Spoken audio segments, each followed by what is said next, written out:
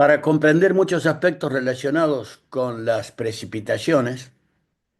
es necesario conocer y comprender los conceptos de colisión y colisión-coalescencia que tienen lugar en el proceso de cualquier tipo de precipitación.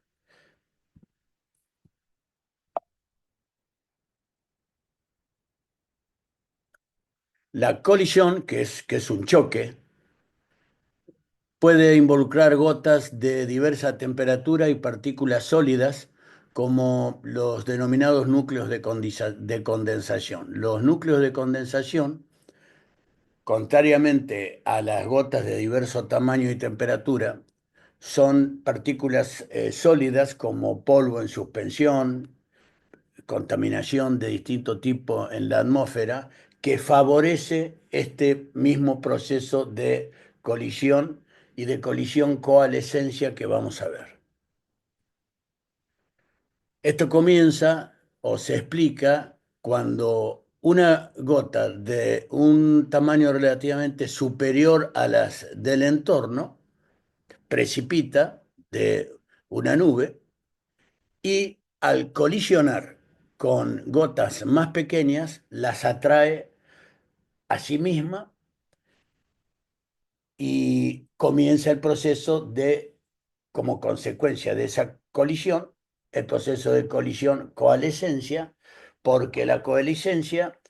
es la propiedad de los cuerpos de unirse, fundirse, hacerse uno. Por lo tanto, cuando esto sucede, las gotas que se atraen terminan formando una gota cada vez mayor, de mayor tamaño, con lo cual a su vez termina siendo un factor contribuyente aún más para que esa gota cada vez más grande respecto a la de su entorno atraiga a las otras y se forme una gota cada vez más grande. Esto, por supuesto, va a depender de la cantidad y el tamaño de las gotas que precipiten de una determinada nube en un determinado momento. Por lo tanto, las gotas de mayor tamaño, como lo hemos expresado, capturan a las más pequeñas al colisionar, se atraen mutuamente, fundiéndose en una gota de mayor tamaño que eventualmente termina separándose en dos o más gotas relativamente grandes que a su vez repiten cada una de ellas este proceso. Cuando una gota termina teniendo semejante tamaño, termina separándose en dos gotas, pero también que continúan siendo relativamente más grandes que la de su entorno y cada una de ellas se repite este proceso. Ahora bien, este mismo proceso se forma y tiene lugar en todo tipo de precipitación. Y tenemos distintos tipos de precipitaciones con distintos tipos de consecuencia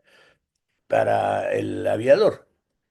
La nieve y las bolillas de hielo, por un lado, en el caso de la nieve, tenemos que tener presente que las condiciones para que precipite nieve,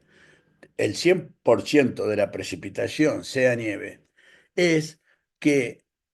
haya una temperatura en las capas de la atmósfera inferiores a la nube que produce la precipitación, haya temperaturas siempre, siempre inferiores a la de engelamiento, a 0 grados. Por lo tanto, por ejemplo, entre 0 y 4 grados negativo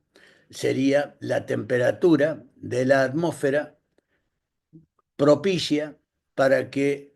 se forme y precipite nieve, 100% nieve, no aguanieve, bolillas de hielo, etcétera, otro tipo de, o lluvia, otro tipo de precipitación. De vuelta, lo que termina definiendo el tipo de precipitación es la temperatura de la atmósfera en las capas inmediatamente inferiores a la base de las nubes que produce la precipitación. En el caso de las bolillas de hielo, evidentemente es un caso en el cual la misma nube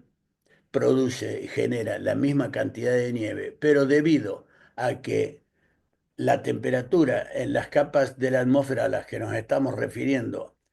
excede en una capa intermedia la temperatura de congelamiento, los 0 grados, pasa a determinada cantidad de grados positivos, aún conservando en capas inferiores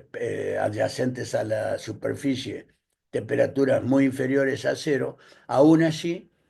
esta capa relativamente cálida respecto a las otras es suficiente para que aquellos copos de nieve que precipitaron inicialmente en una capa superior fría se derriten, comiencen a derretirse, pero no lo suficiente, entonces quedan formando pequeñas bolillas de hielo. En el caso de la lluvia o aguanieve, tenemos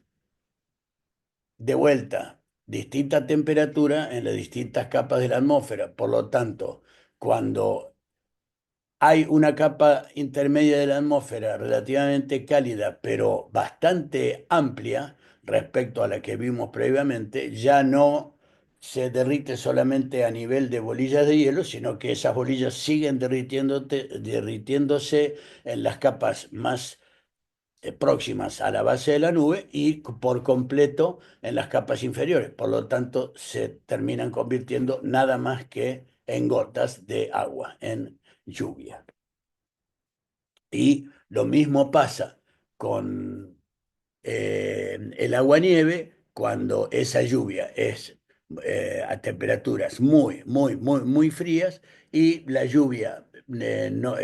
y que se mezcla la lluvia con agua-nieve. Cuando es lluvia neta, 100% lluvia, que es lo que más conocemos nosotros en las latitudes en donde volamos en nuestro país, ¿qué sucede? Al principio, adentro de la nube hay temperaturas inferiores a cero, pero inmediatamente debajo no. Por lo tanto, ya la nube prácticamente comienza a precipitar nada más que agua, pero en estado líquido, o sea, lluvia 100%. Esto es debido a que en la superficie vamos a tener hasta entre 0, 2 grados negativos a 4 positivos, entonces esa precipitación no alcanza a eh, fusionarse como hielo.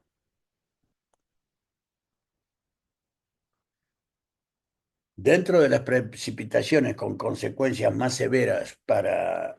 la aviación es el granizo, que como podemos ver y algunos de nosotros ha tenido oportunidad de ver, pues suele alcanzar tamaños realmente significativos como para producir daño totalmente significativo.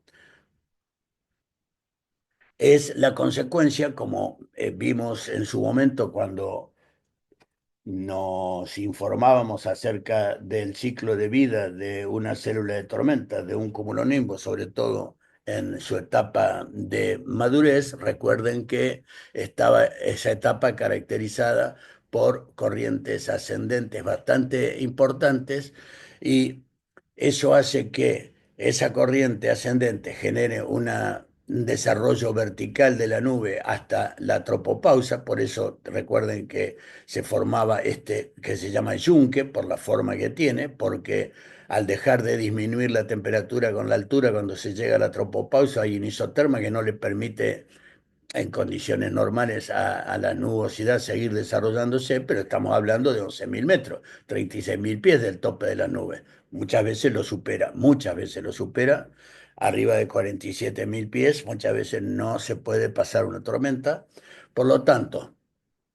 cuanto más alta sean las corrientes verticales y de mayor intensidad, más alto va a ser el desarrollo vertical de la nube. Sabemos que a medida que aumenta la altura, la temperatura del aire disminuye. Por lo tanto, cuando empieza a haber temperaturas inferiores a cero, se empieza a formar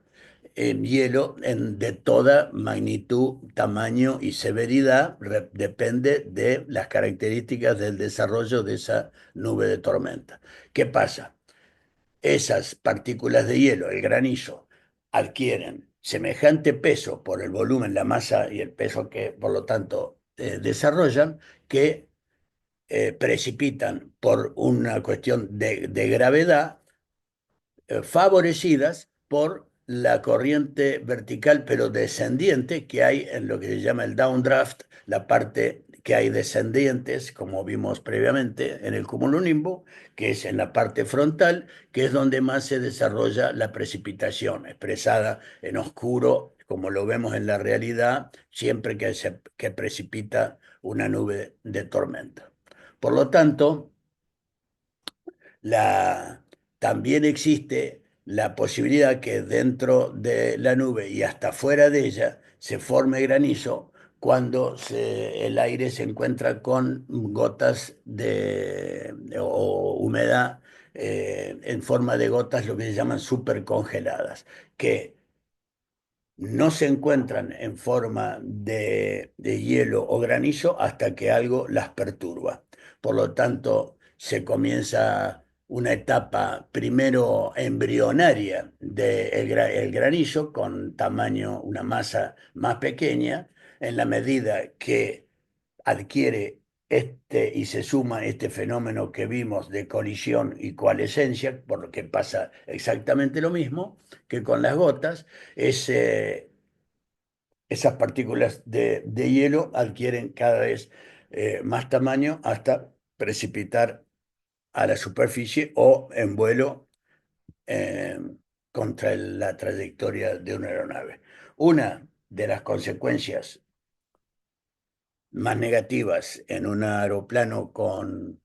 un motor alimentado a carburador convencional, no a inyección, es que por diseño el carburador en su interior tiene un tubo de Venturi,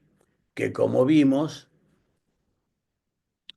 cualquier forma aproximada a la de un tubo de Venturi donde circule aire o cualquier gas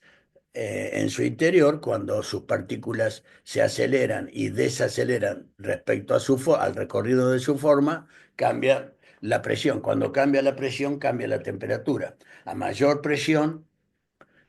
la temperatura del aire aumenta, como dijimos por el principio adiabático, que como se calienta el aire dentro de un inflador. Y a mayor compresión, cuando la boca, por ejemplo, del Venturi expande esos gases, al expandirse se enfrían, como cuando disparamos el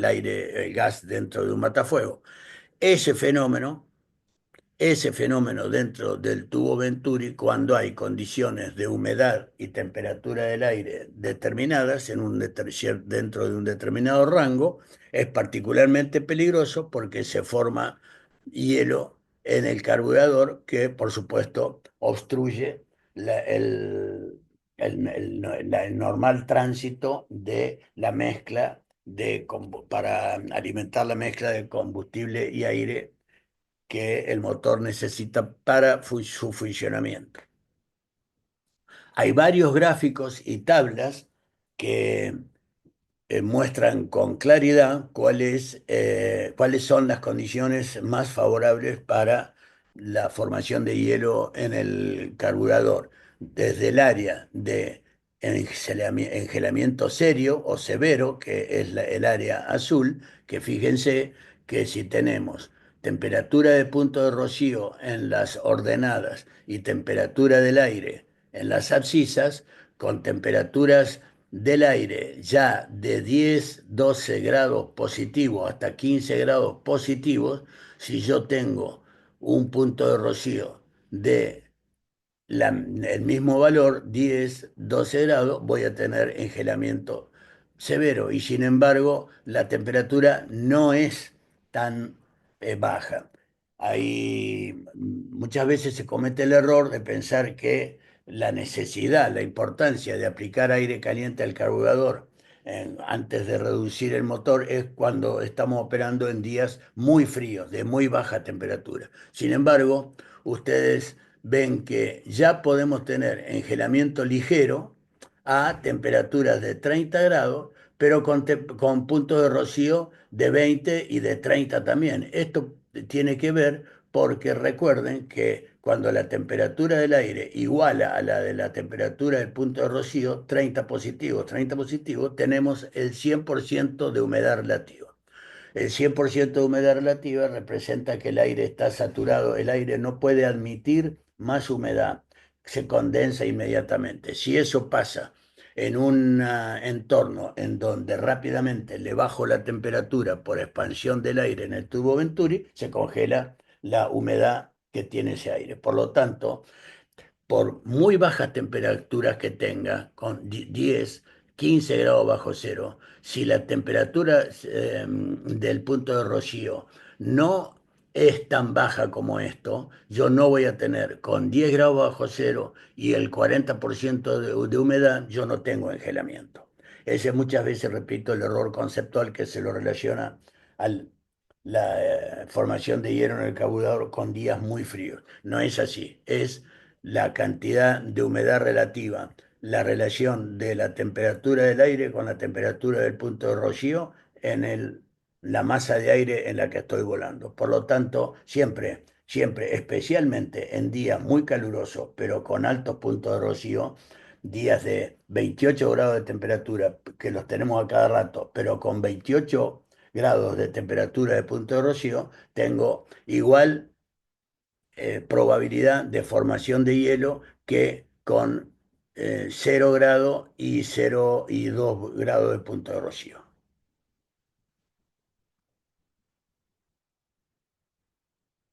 Lo que hace, por lo tanto, la importancia del sistema de inyectar aire caliente al carburador es tal que normalmente,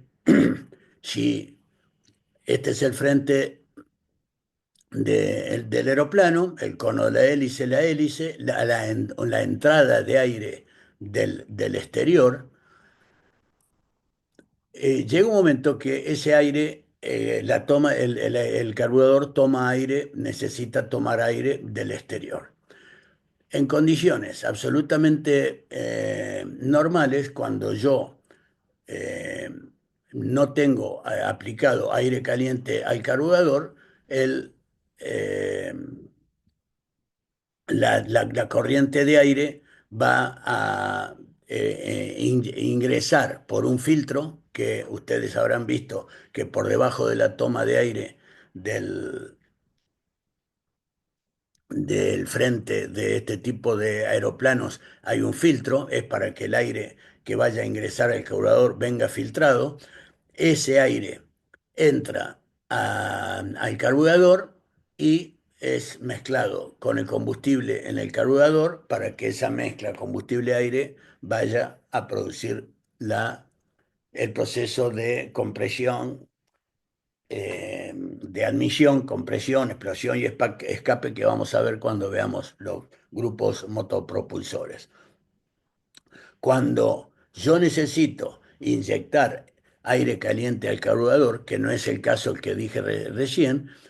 en este caso que comentamos recién, el aire, poniendo una lupa en este lugar, e ingresa por acá, va a, directamente al carburador, como viene del exterior, el aire filtrado. En cambio, cuando yo esta válvula mariposa la corro para este otro lado, que es este caso de este ejemplo,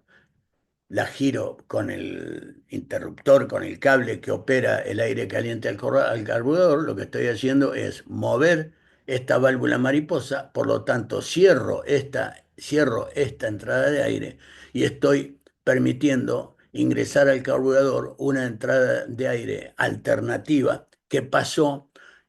por un intercambiador de calor que hay con los escapes,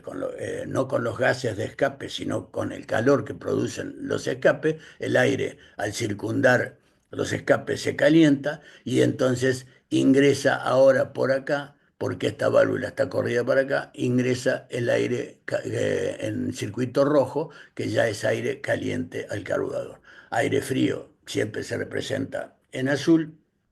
aire caliente en rojo. En el caso del carburador A, el aire caliente al carburador está conectado, on. Y en el caso de B, viene el circuito de aire normal y está ingresando aire natural sin calefaccionar al el carburador, el aire caliente al carburador está seleccionado off. Respecto a la turbulencia, que es otro de los factores que afecta significativamente las condiciones de vuelo y las consecuencias de distintos tipos e intensidad de turbulencia, también es un aspecto que lo tenemos que conocer mucho. Para empezar, en cuanto a la intensidad, la turbulencia, igual que muchos fenómenos meteorológicos como granizo, lluvia, chaparrones, etcétera, puede clasificarse como leve, moderada, fuerte y severa.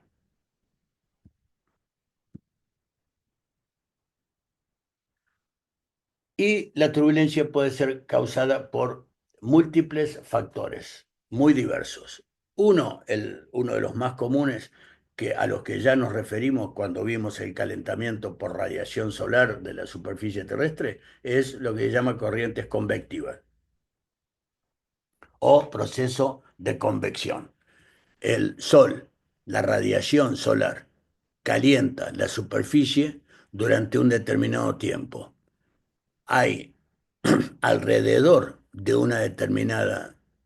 determinado área o sección, hay aire relativamente más frío. Y se empieza a calentar el aire en las inmediaciones, en la parte más cercana, más inmediata a la superficie que tiene mayor calentamiento, por ejemplo, superficies rocosas, etcétera, con una capacidad enorme de volver a irradiar en vez de absorberlo, de irradiar esa energía en forma de alta temperatura, de calor. Por lo tanto, se empieza a formar una burbuja de aire, que es la parte roja que estamos viendo, de una temperatura relativamente mucho más elevada que su entorno. Cuando eso ocurre, dijimos que eso hace que este aire sea mucho menos denso, por lo tanto, asciende. En la medida que ese proceso dura más tiempo, a lo largo, por ejemplo, de 15 minutos, las corrientes de aire relativamente más frío circundante van a ir tratando de ocupar ese lugar que deja el aire caliente que asciende, y el aire que asciende aumenta la celda, el volumen de ese aire aumenta de acuerdo a la diferencia de temperatura que haya entre ese área de ese volumen de aire y el resto, y sigue generando corrientes ascendentes. Llega un momento, aproximadamente después de 30 minutos de recibir la misma intensidad de radiación solar, que ese ciclo comienza nuevamente, pero después que esta enorme burbuja, digamos así, si se la pudiera ver, se tanto asciende que termina desprendiéndose de la columna de aire que la impulsó, y comienza otra vez o se magnifica el proceso.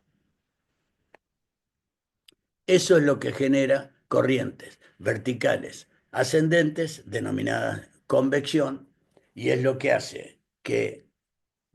se produzca la formación cuando hay la suficiente humedad en una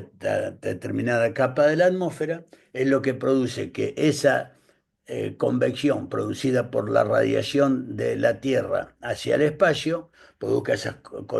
corrientes ascendentes, y cuando la temperatura del aire igual a la temperatura del punto de rocío, se llama nivel de condensación, y es el nivel que empieza a demostrar la base de las nubes. Muy típico cuando hay cumulus humilis o cúmulos de buen tiempo, como se llaman esto, que es la primera etapa del cúmulo, muchas veces no progresa, por eso son de buen tiempo, quedan ahí, no se desarrollan en etapa de madurez y disipación de un cumulonimbo, y se caracteriza porque es muy clara la base de las nubes, que generalmente es un poquitito, se ve un poquitito más oscura, y esa base de las nubes nos representa que en esa capa horizontal paralela a la superficie terrestre es que se encuentra en ese momento la temperatura del punto de rocío igual a la temperatura del aire. Por eso el aire evidencia la saturación con la formación de una nube a partir de ese lugar y no por debajo. Por lo tanto, respecto a cómo afecta al vuelo, obviamente que si nosotros, cuanto más cercano estemos, que ocurre a baja a altura relativamente baja sobre la superficie, cuanto más bajo estemos y estemos más cerca del contacto de esta formación de células convectivas por el fenómeno que vimos, nuestro vuelo va a estar alterado por turbulencia de determinada magnitud, depende el aumento de temperatura que vayan teniendo estas células. Sin embargo, si pasamos del nivel de condensación, que es aquel que nos va a mostrar, nos va a marcar la base de las nubes, y volamos por encima del tope de ellas, nos va a asegurar un vuelo totalmente suave, sin turbulencia, porque esta es la importancia de saber, de conocer y de saber interpretar en la realidad todo esto, porque quiere decir que en estas capas, cuando ya no hay nubosidad visible, yo ya no voy a tener turbulencia. Por debajo y por arriba de ellas, sí, que es lo que grafica este ejemplo. El fenómeno contrario a la convección, que también es una corriente vertical, pero descendente, es una corriente que no deja de ser una corriente convectiva, pero descendente y que se llama subsidencia. El fenómeno de subsidencia está caracterizado exactamente por las condiciones de vuelo y ambientales contrarias. Aire muy estable por debajo de una determinada condición de temperatura que logra esa estabilidad. Hay una capa totalmente estable, eso hace que esa subsidencia, ese aire, esa corriente de aire vertical pero descendente, haga que en capas relativamente bajas de la atmósfera haya acumulación de smog o si hay partículas de algún tipo de contaminación en el aire, se hagan visibles, porque es como que se genera como una capa, como una tapa, como si en una cacerola le pusiéramos una tapa de aire que entonces empieza a descender, entonces todo lo que hay en el espacio se achata hacia abajo. Y por lo tanto va a haber, sí, condiciones de vuelo muy estables, pero muchas veces visibilidad horizontal que puede estar reducida por bruma o cuando hay un poquito de humedad, neblina, debido a que no hay inestabilidad del aire, el aire no sube, por lo tanto, al contrario, desciende contra la superficie y entonces genera este tipo de condiciones. En un vuelo en condiciones de calentamiento que produzca suficiente radiación solar, hay superficies sobre el terreno que generan absorción, que generan subsidencia, generan que corriente de aire relativamente más frío que desciende, y hay otras como una enorme playa de estacionamiento, un enorme trigal en la etapa en que el trigal está dorado, genera corrientes ascendentes, de corrientes convectivas ascendentes. Esto hace que si yo tengo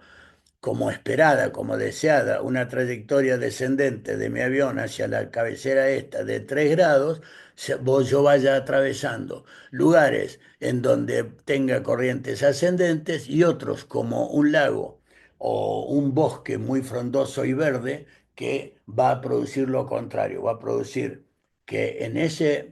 esa zona, por el tipo de superficie, haya temperaturas relativamente más bajas que el entorno y producen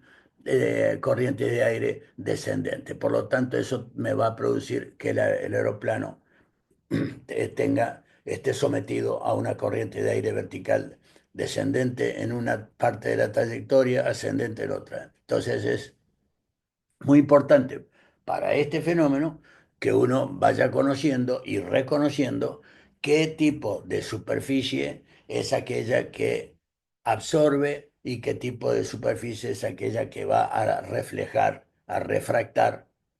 energía y producir lo contrario. Otro tipo de turbulencia es lo que se denomina turbulencia mecánica, la turbulencia que se genera por interferencia de la corriente de aire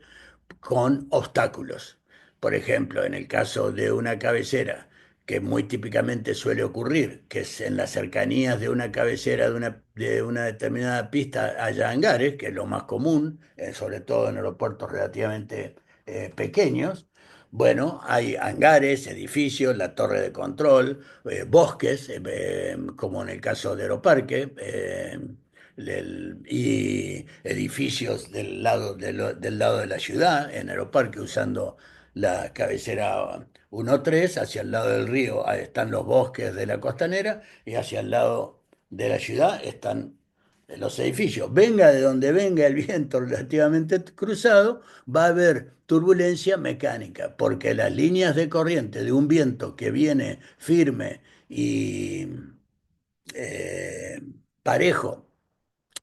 franco, desde un determinado lado como este, cuando embiste y pasa a través de todos esos obstáculos,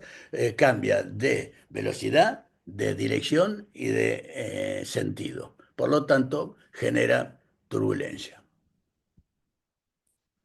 Esto también es muy común, obviamente, cuando eso se favorece con la turbulencia que puede producir, por ejemplo, un helicóptero en las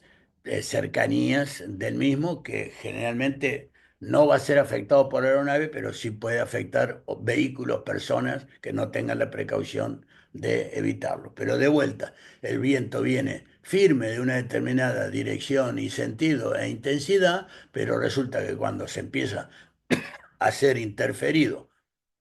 por cualquier tipo de obstáculo, cambia de dirección, intensidad y sentido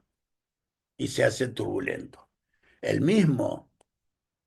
problema ocurre con lo que se llama efecto rotor en los problemas orográficos. Cuando hay elevaciones, colinas o mismo edificios muy altos, el viento que le da perpendicular a un determinado obstáculo de elevación significativa, obviamente cuando se topa con el obstáculo no tiene más remedio que subir, pero la intensidad y dirección y sentido del viento no cambia. Por lo tanto, cuando se libera de ese obstáculo, genera un movimiento de rotación a sotavento, se llama barlovento la dirección desde donde viene el viento. Por ejemplo, si esto tuviera una orientación como la cordillera de los Andes, norte-sur, y este viniera viento del oeste, el oeste es el sotavento y el este, perdón, es el barlovento y el este es el sotavento. A sotavento de la montaña o del obstáculo se produce una rotación en el sentido horario, si lo vemos desde este punto de vista, que genera un efecto que se llama rotor, que muchas veces es visible cuando hay humedad suficiente y se forma una nube que se llama nube rotor y tiene un efecto de rotación en una muy breve distancia que es de tal potencia y magnitud que es la responsable de muchísimos incidentes y lamentablemente muchos más accidentes de parapentes, inclusive aeroplanos que volando a sotavento de una montaña, este efecto los termina percutando contra la superficie de la colina. El otro motivo de turbulencia muy grave, muy severa, debido a que se produce a baja altura, es lo que se conoce como cortante de viento a baja altura o low level wind shear, que está relacionado con las corrientes descendentes generalmente de una nube de tormenta en las cercanías de la superficie. ¿Por qué? Porque si yo tengo una corriente descendente muy fuerte que se llama downdraft porque la base de una nube de tormenta se está arriba de esto. Esas corrientes descendentes, cuando llegan a la superficie, algunas adquieren una componente en un sentido, otras totalmente vertical, a 90 grados, transversal a la superficie terrestre, y otras en el sentido inverso, porque no, al chocarse contra la superficie, se dispersan para donde puedan, porque no la pueden superar, tienen que rebotar en la superficie. Esos efectos hacen que en una trayectoria, por ejemplo, ascendente en el despegue de este aeroplano desde esta pista que quiere tener esta trayectoria, que es la trayectoria intentada, pretendida, ¿qué pasa? Cuando el aeroplano se topa con esta parte descendente, este viento se incrementa significativamente. Esto incrementa la velocidad del avión y genera una sustentación superior a la que el aeroplano venía teniendo. Cuando le toca la vertical en el punto 2, el aeroplano es eh, dirigido hacia el piso. Y cuando le toca respecto a su velocidad indicada, que está de golpe una corriente en el sentido del viento de cola, el aeroplano se queda sin velocidad y se hunde mucho más todavía, teniendo esta lamentable trayectoria respecto a la que intentaba. Esto, en términos en inglés, es lo que es conocido como un downdraft o una low level wind shear con increasing performance, porque acá la performance del aeroplano se incrementa porque a la velocidad del mismo respecto a la masa de aire, instantáneamente la masa de aire le viene con 20 nudos de frente, por lo tanto aumenta instantáneamente 20 nudos la velocidad de este avión. Y exactamente lo contrario pasa cuando tenemos un low level wind shear con decreasing performance, porque lo que incrementa es el viento de cola, pero es disminuye significativamente la performance del aeroplano porque manteniendo una determinada velocidad indicada, de golpe, instantáneamente, viene una corriente de cola de 20 nudos, disminuye inmediatamente 20 nudos la velocidad indicada del aeroplano, la performance se destruye y si en si en esta sección de la trayectoria hay obstáculos, el aeroplano se los morfa, que es lo que ha ocurrido en una lamentable cantidad de incidentes y accidentes relacionados con cortante de viento a baja altura. Hay otro tipo de cortante de viento que tenemos la ventaja que ocurre en altas altitudes, o por lo menos no en las cercanías del terreno, que la mayoría de ellas está relacionado con lo que se llama turbulencia en aire claro, clear air turbulence, y que tiene que ver cuando en el espacio hay una cortante de viento que produzca cambio de velocidad, dirección y sentido en la corriente de aire relacionada con, porque cambió la dirección, puede mantener la misma intensidad, pero cambia de 180 grados el sentido, la dirección y la intensidad se mantiene, pero cambió el sentido. O muchas veces también ocurre cuando aún capas de viento con la misma dirección y sentido, pero cambia la magnitud del vector. Por lo tanto, al encontrarse una capa que fricciona en muy poca distancia entre ellas, a una velocidad mayor relativamente que la otra, se genera exactamente lo mismo, cortante de viento en esa determinada zona.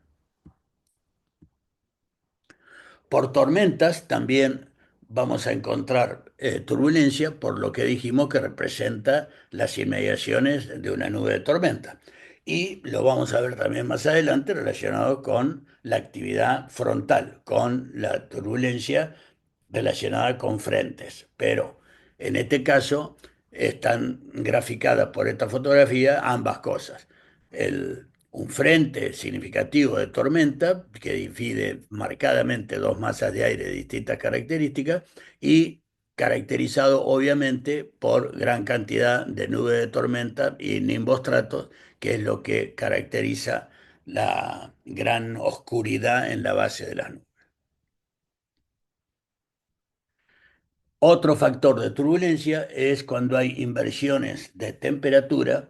y un fenómeno que se llama de shear gravity waves. Ondas de cortante gravitacionales sería, es muy difícil hacer la traducción literal de esto porque no la tiene y fue descubierto por dos meteorólogos, Kelvin y Helmholtz, y que tienen que ver cuando, eh, a su vez, combinado con el fenómeno de que haya cortante de viento, como por cualquiera de las razones que dijimos, sobre todo cuando hay distinta magnitud, dirección e intensidad en la corriente de aire en muy poco espacio, cuando eso se ve agravado, magnificado, porque ese mismo fenómeno ocurre exactamente donde hay o el límite de una capa de inversión, cuando hay lo que se llama una inversión de temperatura. Recuerdan que en la atmósfera estándar y en condiciones generalmente normales, la temperatura disminuye, la temperatura disminuye con la altura. Hay veces que pasa exactamente lo contrario a eso, que pasa exactamente lo contrario. Cuando pasa lo contrario, que la temperatura empieza a aumentar con la altura, resulta que hay aire, pasa todo lo contrario que en la mayoría de las veces. En vez de haber aire relativamente cálido en las inmediaciones de la Tierra y aire frío en la medida que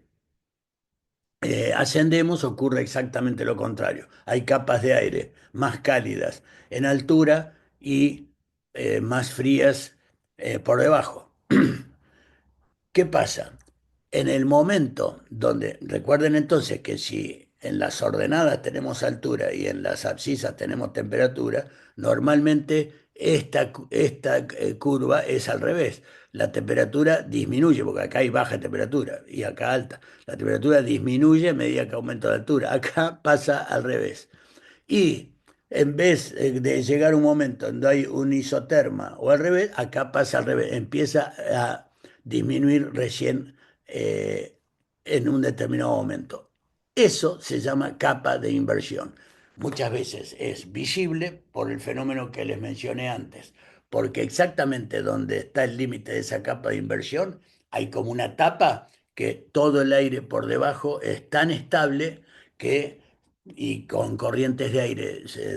descendentes por la subsidencia, que se acumula smog, particularmente en ciudades como México o ciudades altamente o ambientes altamente contaminados. Es muy significativo cuando hay inversión de temperatura, cómo se ve,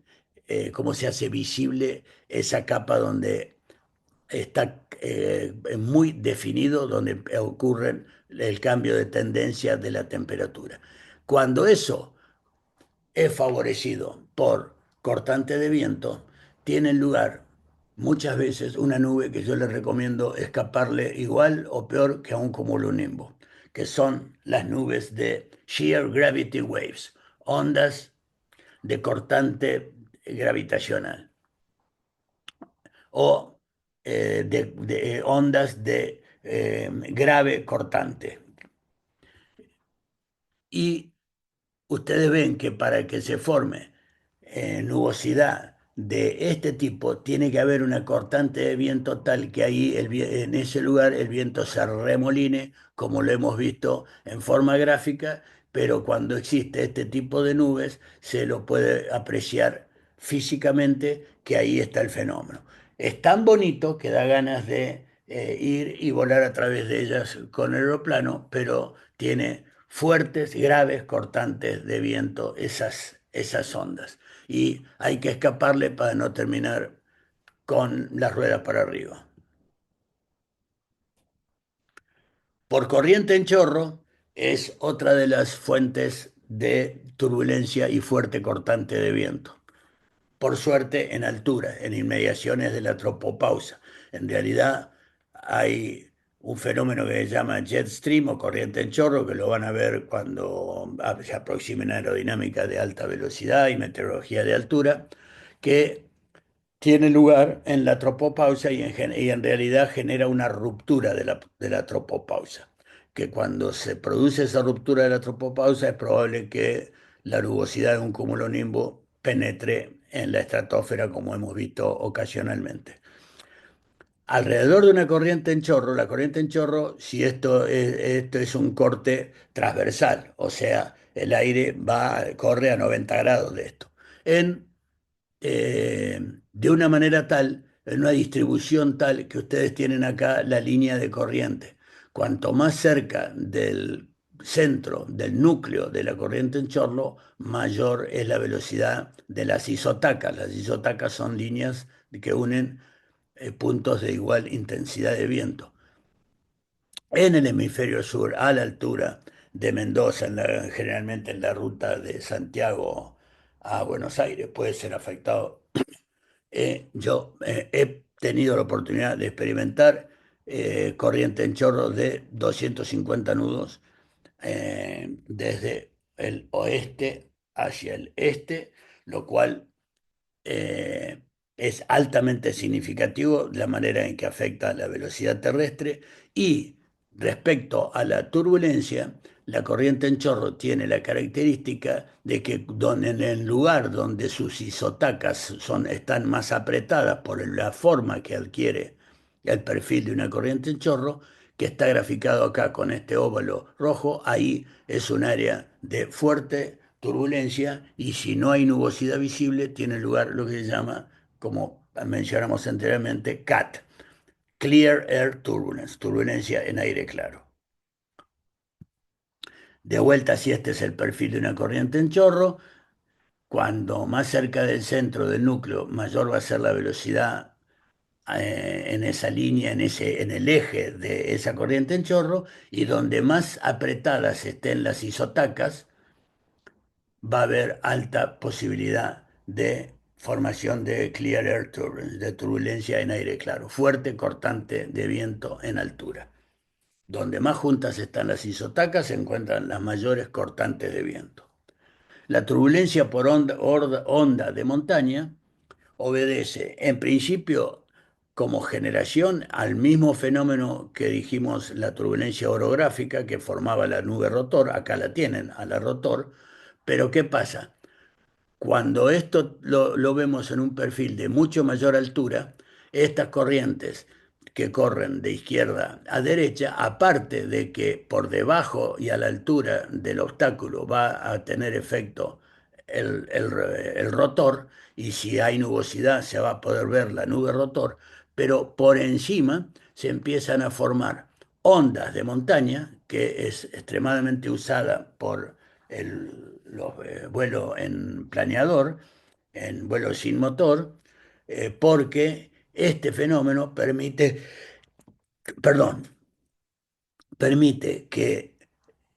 por estas ondas de montaña que se generan, el vuelo aprovechando, conociendo y teniendo habilidad para identificar y detectar estas corrientes, se pueda lograr muy altas altitudes, sin potencias, aún sin motor, solamente por aprovechar el fenómeno de las ondas de montaña. Cuando hay la suficiente humedad en el aire, es más fácil detectarlas para el piloto porque se forma un tipo de nubes en altura que se llaman nubes lenticulares. Lenticulares porque parecen una lente, una lenteja.